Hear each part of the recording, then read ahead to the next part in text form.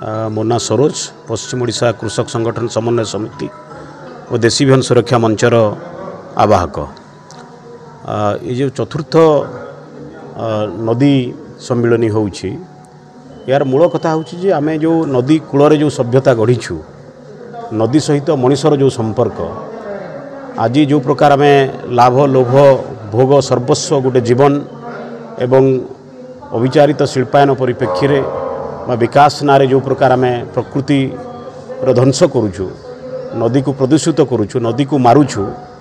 आम यही सम्मिलनी माध्यम गोटे जनचेतना तैयारी चेष्टा करुचु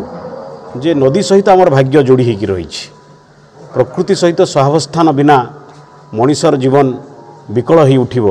यही वार्ता आम लोक मान पाखक पहुँचा चाहूँ। तेणु गोटे दिगरे मनीष तार आवश्यकता प्रकृतिर साहाय्य नहीं पारे किंतु प्रकृति को ध्वंस करी नुहे नदी को मारिक नुहे।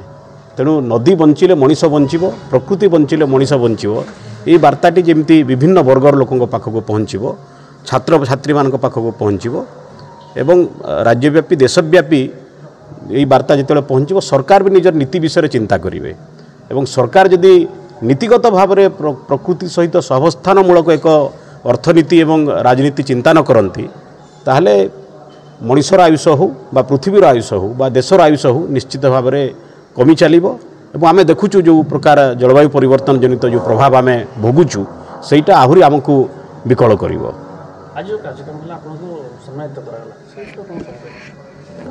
मूलतः जलर संरक्षण बा नदीर रक्षा बा प्रकृतिर रक्षा प्रकृति गोटे व्यक्तिर काम नुहे ये गोटे सामूहिक प्रयास। तेणु जो संगठन माने काम करुचंती बा सामूहिक भाव में जो लोक मैंने संघर्ष निर्माण में अच्छा प्रकृति पुरस्कार व्यक्तिगत भाव में पुरस्कार विशेष किसी मूल्य ना कारण ये कम गुड़ाक व्यक्तिगत स्तर में हुए ना आम जिते कम करूँ सबू सामूहिक स्तर में करूँ संगठन स्तर में करूँ। खुशी हबार समय प्रकृति वर्तमान ना जो प्रकार प्रकृतिर ध्वंसावशेष उपर आम ठिया जो प्रकार विकास नारे विनाशर प्रक्रिया चली ये केवल संघर्षर कथा कहुपे एवं अन्यपटे निर्माणर कथा कहुपे। गोटे पटे आप अविचारित शिल्पायन विरुद्ध में कहे अन्यपटे आप जंगल संरक्षण कथा हो जल संरक्षण कथा हो इकोलोजिकल फार्मिंग कथा हो देशी बिहन सुरक्षार कथा हो गोटे आड़े निर्माण हो गोटे पटे संघर्ष हो।